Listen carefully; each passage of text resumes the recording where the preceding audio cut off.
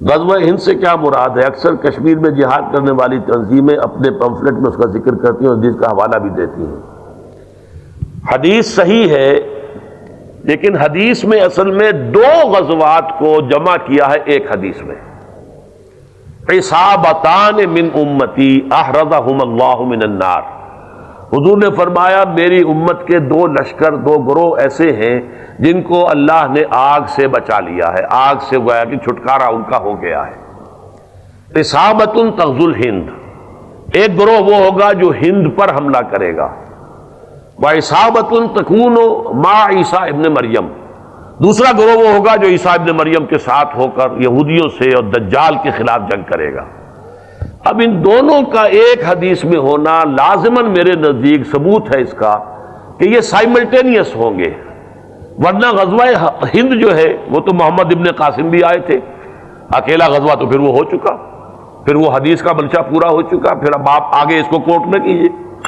اسی طریقے سے پھر محمد غوری نے بھی حملے کیے اور محمود غزنوی نے بھی کیے، یہ ابھی یعنی 200 سال پہلے جو ہے وہ احمد شاہ ابدالی بھی آئے تھے۔ یہ نہیں ہے، یہ ہوگا جب اس علاقے میں انشاءاللہ پاکستان افغانستان میں وہ خلافت علی منہاج النبوہ کا نظام صحیح قائم ہو جائے گا، متمکن ہو جائے گا، پھر یہ دائیں اور بائیں، شرق اور غرب میں دونوں طرف ایکسٹینشن ہوگی، اور ہند کی طرف بھی اور ادھر دوسری طرف یہ کہ یہودیوں کے، اسرائیل کے اور یہودیوں کے خلاف جنگ ہوگی۔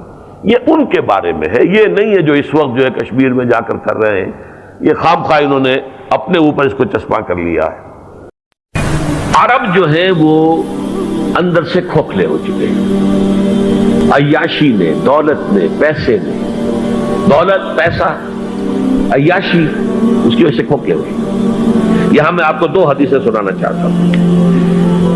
سنن ابن ماجہ کی روایت ہے حضرت ابو ہریرہ سے رضی اللہ تعالی عنہ، قال رسول اللہ صلی اللہ علیہ وسلم اذا وقعت الملاحم بعث اللہ بعثا من الموالی هم اکرم العرب فرسا واجودہ سلاحا یؤید اللہ بہم الدین، رواہ ابن ماجہ عن ابی ہریرہ رضی اللہ تعالی عنہ۔ جب ملاحم کا دور شروع ہوگا تو اللہ تعالیٰ اٹھائے گا ایک لشکر یا لشکروں پر لشکر موالی میں سے۔ موالی کون ہے؟ عربوں نے جب فتح کیا تھا اس پورے علاقے کو خلافت راشدہ کے دوران، اور پھر وہ لوگ جو ہے، ایک رائے تو یہ تھی کہ انہیں غلام بنایا جائے ساری آبادیوں کو، لیکن یہ کہ حضرت عمر کا اجتہاد تھا، اس کے مطابق جو ان کو غلام نہیں بنایا گیا تو وہ موالی کی حیثیت رکھتے ہیں۔ عربوں میں دم نہیں ہے، موالی میں سے لشکر اٹھیں گے کہ جو در حقیقت حضرت مہدی کی حکومت کو قائم کرے گی۔ دوسری حدیث سنیے، عن عبداللہ ابن الحارث رضی اللہ تعالی عنہ، اور یہ ابن ماجہ کی روایت ہے، قال رسول اللہ صلی اللہ علیہ وسلم یخرج الناس من المشرق فیوطئون للمہدی یعنی سلطان، لشکر نکلیں گے، لوگ آئیں گے مشرق سے اور وہ حضرت مہدی کی حکومت کو جمائیں گے اور قائم کریں گے۔ اب ذرا نوٹ کیجئے کہ جزیرہ نما عرب کے مشرق میں کون سے ملک ہیں؟ 3، ایران، افغانستان، پاکستان، یہ 3 سالڈ مسلم ممالک، مسلم آبادی اکثریت۔ ویسے تو یہ کہ آگے ہندوستان میں 20 کروڑ مسلمان ہیں، لیکن وہ 20 کروڑ جو ہے وہ تو 80 کروڑ کے اندر تحلیل ہو جاتے ہیں غیر مسلموں میں، لیکن یہاں جو معاملہ ہے یہ خالص اکثریت کا۔ ان میں سے ایران کا معاملہ جہاں تک ہے، نمبر 1 یہ کہ وہ شیعہ عقائد کے حصار میں بند ہے، اس سے ادھر ادھر ہونا اس کے لیے ممکن نہیں۔ حدیث میں یہ بھی آتا کہ اصفہان سے 70,000 یہودی دجال کا ساتھ دیں گے، لیکن بہرحال خراسان ایک صوبہ ہے افغانستان کا اس وقت بھی شمال مشرقی کونے میں، مجھے امید ہے وہاں سے خیر کی، کیونکہ خراسان کا لفظ وہاں پہ شامل ہے، اور حضور کی حدیث میں بعد میں آپ کو سناؤں گا کہ خراسان سے فوجیں چلیں گی جو یروشلم کو دوبارہ حاصل کریں گی، فتح کریں گی، جیسے پہلے یروشلم کھویا عربوں نے تھا، دوبارہ حاصل کیا تھا کرد نے، کرد خون صلاح الدین ایوبی رحمت اللہ علیہ، ایسے اب پھر عربوں نے کھویا ہے، لیکن لینے والے خراسان سے لشکر آئیں گے۔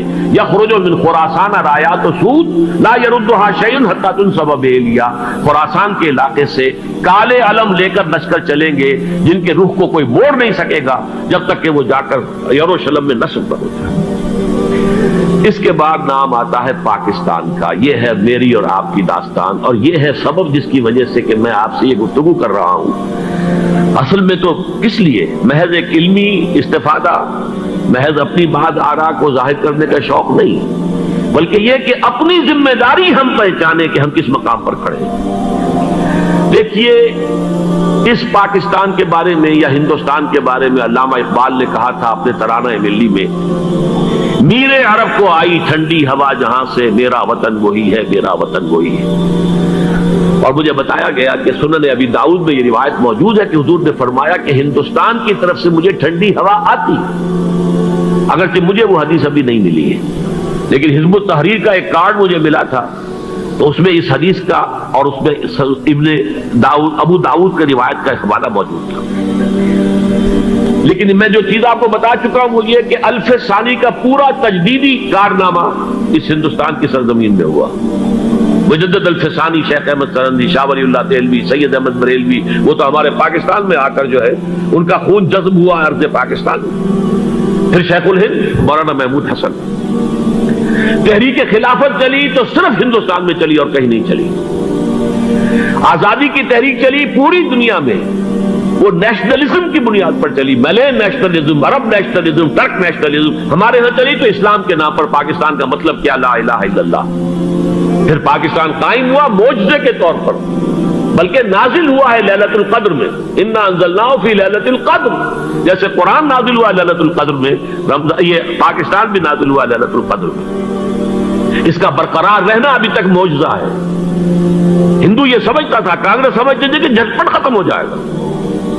پھر یہ کہ اس کا قرارداد مقاصد کا پاس ہو جانا، مزید بھی اور اضافی دفعات دستور میں آ جانا، اب کمرشل انٹرسٹ کو ربا قرار دے کر حرام قرار دینا، یہ سارے لینڈ مارکس ہیں کہ جو اشارہ کر رہے ہیں کسی چیز کی طرف، معاملہ کدھر جا رہا ہے. پھر یہ کہ یہ جو 14ویں صدی کے مجدد تھے شیخ الہند، اس کے بعد سے کچھ ایسی شخصیتیں عظیم پیدا ہوئی ہیں ہند میں، جن کو میں سمجھتا ہوں کہ 14ویں صدی کے مجدد اور 15ویں صدی کے مجدد کے درمیان، یہ 15ویں صدی کے مجدد کی راہ کو سیدھا کرنے والے، جیسے کہ حضرت یحییٰ نے کہا تھا میں تو آنے والے کا راستہ سیدھا کر رہا ہوں حضرت عیسیٰ کے لیے، ایسے ہی 15ویں صدی کے لیے امام مہدی کے لیے راستہ صاف کرنے والے سب سے پہلے علامہ اقبال، جنہوں نے اسلام کا تصور دین کی حیثیت سے دوبارہ زندہ کیا ہے، ورنہ اسلام ایک مذہب کی شکل اختیار کر چکا تھا. پھر مولانا مودودی، مولانا ابوالکلام آزاد حکومت الہیہ کے نعرے کے ساتھ میدان میں آئے. یہ اقبال نے جو تصور پیش کیا تھا اس پر عملی جدوجہد کے لیے حزب اللہ قائم ہوئی. نوٹ کر لیجئے 11 برس کا فرق ہے عمر کا علامہ اقبال کے اور ابوالکلام کے. اور 1913 میں جب حزب اللہ قائم کی ہے اس وقت علامہ اقبال کی ملی شاعری اپنے عروج کو پہنچ چکی تھی. پھر یہ کہ علامہ اقبال کے بعد تعمیل جو ہے اس کام کی وہ ابوالکلام نے کی، لیکن روایتی علماء کی شدید مخالفت کی وجہ سے وہ بددل ہو کر چھوڑ گئے، کانگریس میں شامل ہو گئے، بساط جو ہے حزب اللہ کی انہوں نے لپیٹ دی. پھر مولانا مودودی آئے، انہوں نے وہ ڈور جو ہے اس کا سرا تھاما، جماعت اسلامی قائم کی حکومت الہیہ ہی کے قیام کے لیے. اگرچہ میرے نزدیک یہ کہ وہ انتخابی اور ایک قومی سیاست کی ایک جماعت بن کر پاکستان میں جو ہے دلدل میں پھنس گئی ہے. اب ہم اس کی کوشش کر رہے ہیں، تنظیم اسلامی اور یہ تحریک خلافت جس کے تحت یہ جلسہ ہو رہا ہے. یہ ساری چیزیں وہ ہیں کہ آپ کو سوائے پاکستان کے اور کہیں نہیں ملیں گی پوری دنیا میں. معلوم ہوتا ہے کہ پاکستان کو بہت بڑا رول پلے کرنا ہے اس میں. اور اس کے ساتھ اب جمع کر لیجئے افغانستان کی عمارت افغانستان، اسلامی عمارت افغانستان قائم ہو چکی ہے. یہ پچھلے 20 سالوں میں جو کچھ وہاں ہوتا رہا ہے اس سے پہلے تصور نہیں ہو سکتا تھا. کابل جو ہے وہ تو جیسے پیرس کا تمدن تھا ویسے کابل کا تھا، وہی لباس، وہی سکرٹس. یہاں جب آئے تھے شاہ ظاہر شاہ سرکاری دورے پر تو ان کی جو ملکہ صاحبہ تھی ان کے ساتھ وہ سکرٹ میں ملبوس تھی.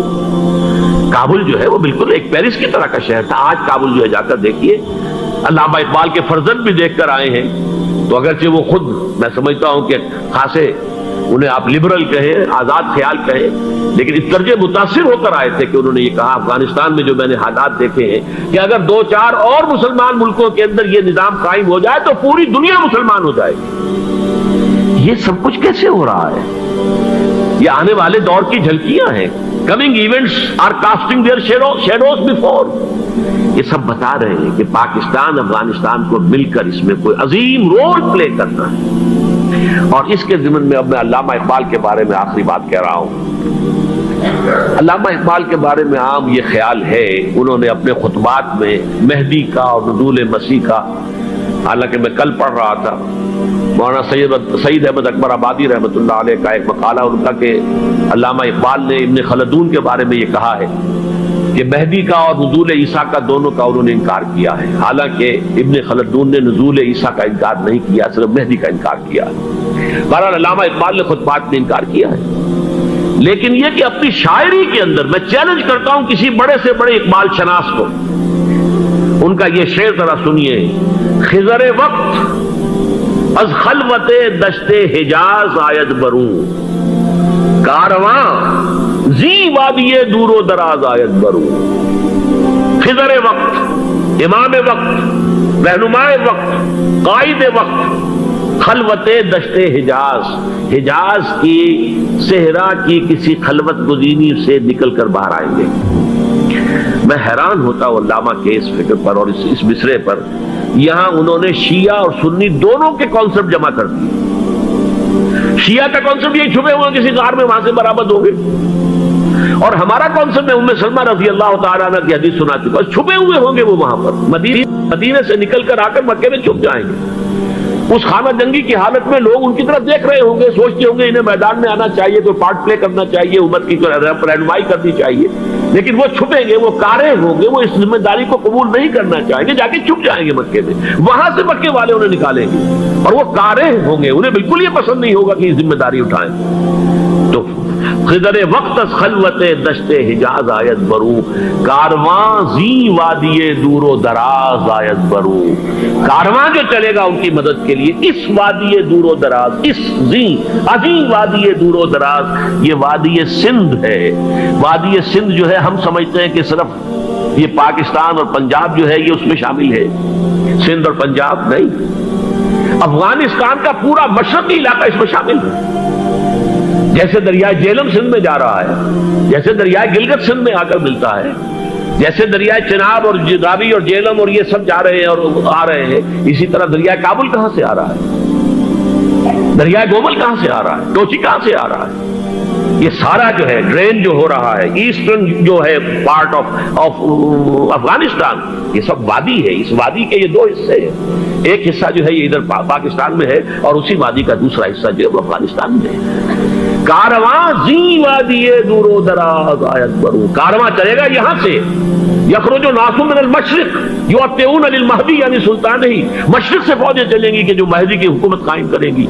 اور یخرج من خراسان رایات و سود، اور خراسان سے سیاہ پرچم چلیں گے کہ جن کا رخ کوئی موڑ نہیں سکے گا، حتیٰ تنصب بیلیا، یہاں تک کہ وہ جا کر یروشلم کے اندر دفن ہو جائے گی. حضرات، میں ایک میری گفتگو کا حصہ باقی تھا لیکن میں اسے چھوڑ رہا ہوں، اس لیے کہ گلوبلائزیشن جو اس کی ہوگی، جو خلافت علی منہاج النبوہ کی تجدید کامل حضرت مہدی کے ہاتھوں عرب میں ہوگی، اس سے پہلے اس کے لیے محنت، کوشش، جد و جہد پاکستان اور افغانستان میں ہو چکی ہوگی جو اسے سپورٹ کرے گی اور وہاں جا کر حکومت قائم کرے گی. اس کے بعد گلوبلائزیشن کا جو مرحلہ اس کا ہے وہ حضرت مہدی کے ہاتھوں نہیں ہے، وہ حضرت عیسیٰ ابن مریم ان کے نزول کے بعد ہے. جن کے نزول کے بعد دجال کا خاتمہ ہوگا اور یہودیوں کا استحصال ہوگا. مسلمانوں پر بھی بڑی تکالیف عربوں پر آئیں گی، شدائد آئیں گے، لیکن یہ وہ میں حصہ جو اپنی گفتگو کا آج چھوڑ رہا ہوں اس لیے کہ میں دیکھ رہا ہوں کہ بعض حضرات کا صبر کا پیمانہ اب لبریز ہو رہا ہے، تو میں اس حصے کو پھر ملتوی رکھتا ہوں کسی دوسری محفل اور کسی دوسری مجلس اور نشست پر. لیکن یہ کہ امام مہدی کی حکومت قائم کرنے کے لیے کون لوگ آئیں گے،